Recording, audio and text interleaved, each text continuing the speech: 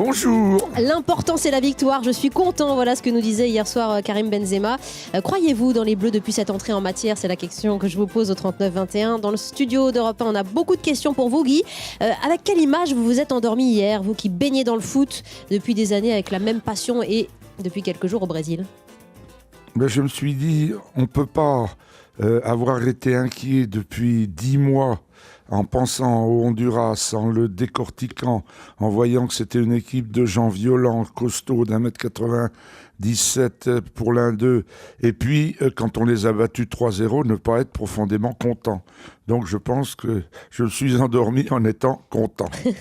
Ce n'était que le Honduras et après le match Espagne-Pays-Bas, c'était bien lent dans le jeu. Voilà qui relativise vos propos. C'est Benjamin sur Facebook qui nous dit ça. Ce n'était que le Honduras. C'est vrai? Oui, on dit ça après.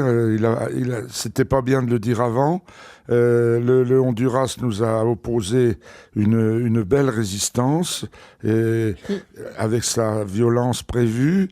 D'ailleurs, ils en ont été punis puisqu'on a marqué le premier but sur un penalty consécutif à une faute. Et ce penalty était occasionné par un joueur qui avait déjà un jaune. Donc, il a eu un rouge. Ils se sont retrouvés à 10. Voilà. Après, ça a été plus facile, surtout qu'en rentrant des vestiaires, Benzema a fait marquer le but au gardien de but et on a eu cet épisode qui va être historique, la première fois que le bidule allemand a fonctionné pour mesurer le passage du... Voilà. Merci Guy. Alors vous êtes avec nous pour décrypter un petit peu ce qui s'est passé hier soir et répondre à nos auditeurs. N'oubliez pas de dire un peu votre ressenti sur #E1 midi parce que Twitter a été très actif en plus hier soir pour le match. Mademoiselle en studio, bonjour. Bonjour. Vous avez regardé? Non, je vous l'avoue. Mais non. J'ai suivi le fil Twitter, donc j'ai rien raté.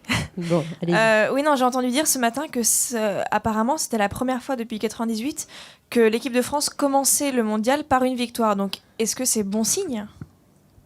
Oui, c'est bon signe. Enfin, il faut dire qu'il y a eu pas mal de Coupes du Monde saccagées, puisque en 2002, on a été très mauvais. On a tout perdu au Japon.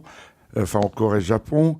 Ensuite, en Allemagne, où on a été en finale, c'est vrai, on n'a pas gagné le premier match. Et puis c'est tout, quoi. Après, là, hier, on a gagné. Mais ce qui nous fait du bien, pour reprendre un peu la question de la demoiselle en studio, Giroud, c'est aussi que la France marque des buts, qu'elle y va, ça y est, en attaque. Oui, il y a un élan depuis le match retour contre l'Ukraine sur lequel s'est appuyé Didier Deschamps, vous savez, comme un champion de canoë en eau vive qui se met bien au milieu du courant. Et c'est ce qu'il a réussi à faire en choisissant les joueurs qui avaient fait le grand match. Et puis depuis, mis à part le match du milieu en amical, on a gagné les deux autres largement, 3-0, 8-0.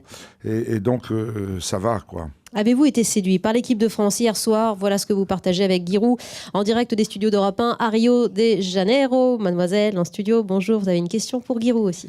Oui, bonjour. Je voulais savoir quels étaient les joueurs qui vous avaient particulièrement marqué pendant le match d'hier soir. Ah, Guy, important. On est obligé bien sûr de citer Benzema, qui a marqué presque 2 buts et demi, presque 3. Aussi Matuidi, j'ai trouvé un très grand Matuidi. Il est dans un rôle qui habituellement est obscur, le rôle de milieu de terrain, mais il a fait ça avec une constance, une justesse, du génie, du mouvement. Je parlerai de Matuidi. Très bien. Nous avons Francis sur Europe1.fr qui nous dit j'ai vu un petit énervement de Pogba blessé par un tacle qui a évité le carton rouge.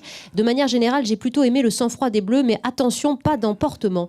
Est-ce que l'esprit, j'allais dire sale gosse, c'est pas très gentil, mais ça a existé, pourrait revenir à un moment donné s'il n'y a pas justement de sang-froid suffisant, Guillaume? Non, quand on prend un coup violent et qu'on a envie de se rebiffer, on n'est pas un sale gosse, on est un gosse normal. Mais il fallait que les joueurs ne soient pas des gosses normaux, il fallait qu'ils aient du sang-froid. Ils en ont eu à 98%. Drogba, à 20 ans, on peut peut-être lui pardonner. Ce n'est que le premier match, nous dit Elena, même si c'est super pour les Bleus. La Coupe du Monde ne fait que commencer. Il relativise également notre auditeur qui nous appelle à l'instant. Jean-Jacques, bonjour. Bonjour, je relativise tout à fait le résultat de l'équipe de France. Bon, c'est tout à fait sympathique, mais comme le dit Giroud, à juste titre, l'équipe face à nous n'était pas de niveau. C'est une équipe d'amateurs. même si physiquement ils étaient impressionnants, dans le détail technique, ils n'étaient pas là. Bon, il faut attendre une véritable opposition pour considérer la valeur de cette équipe. Il ne faut pas vendre la peau de l'ours avant de l'avoir tué, mais je voudrais demander, moi, simplement à Giroud, bon, naturellement, il y a du mieux quant à l'agressivité, quant à l'organisation, quant à la motivation des joueurs. Bon, ça, c'est une bonne chose. Mais je voudrais que Giroud me donne son avis sur la tenue et le comportement de certains Oui, parce que vous joueurs. allez loin, Jean-Jacques. Comportement et jeu d'amateur, Giroud. Est-ce qu'il n'est pas trop brutal, Jean-Jacques, à l'instant? Mais il a des mots forts, c'est pas un défaut du tout. Quand on veut être précis, c'est vrai que le Honduras, il y a 1 500 000 habitants, à peu près comme à Lyon, et avec ça, ils font une sélection nationale. De plus, c'est un pays très pauvre, et bon, c'est difficile de faire du football d'élite. Pourtant, là, je vais quand même une petite précision. Ils sont pas tout à fait amateurs. Il y en a qui jouent à Stoke City, il y en a qui jouent aux États-Unis. Il y en a quand même une majorité qui sont dans des clubs professionnels. Ceux qui sont restés au pays, évidemment, jouent dans des clubs de moindre renom. Mais bon, quand on joue contre une équipe, on s'aperçoit qu'elle est moyenne ou qu'elle est faible, qu'elle n'a pas des modes d'expression extrêmement riches, eh bien, il faut appliquer sa valeur et retrouver ça au tableau d'affichage. Eh bien, ça, on a retrouvé la différence au tableau d'affichage. Avec la prouesse de Benzema, le doublé, voire le triplé, selon les puristes, Cabaye, Griezmann, aussi Valbuena, retenu par les internautes en qualité de jeu. Madame, vous avez le micro, vous avez suivi le match hier soir? Ah oui, j'ai suivi Vous le faites match. partie des 16 millions de téléspectateurs, c'est un record. Oui, vraiment. Et moi, j'ai trouvé qu'il n'y avait pas eu trop d'individualisme cette fois. Et est-ce qu'il y a vraiment un esprit, vraiment un réel esprit d'équipe, un vrai collectif cette fois? Giroud? Oui, c'est vrai, l'esprit que nous avons vu souffler à la fin du match retour de l'Ukraine s'est maintenu à travers ce long stage d'1 mois et ces 3 matchs amicaux, c'est certain. Nous n'étions pas loin de la touche, pas loin de ce qui se passait humainement entre le banc et les joueurs qui jouaient. Et c'est pas des simulations, croyez-moi.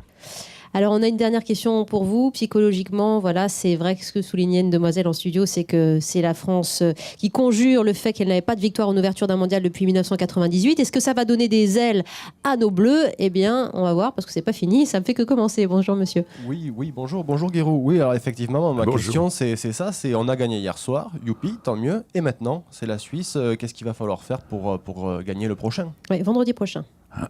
Ben, il faut battre l'Équateur à Salvador vendredi pour avoir 6 points. Et ça ne suffira pas encore. C'est la Suisse, vendredi. Hein, la Suisse. Vous allez déjà. Vous considérez qu'on a déjà gagné contre la Suisse? Oui, la Suisse, non. Ah bon? Oui. La Suisse au Salvador et l'Équateur ensuite. Oui. Moi, je pense qu'il faut qu'on fasse le carton plein pour être premier du groupe et avoir peut-être un adversaire moins terrible dans le tour suivant.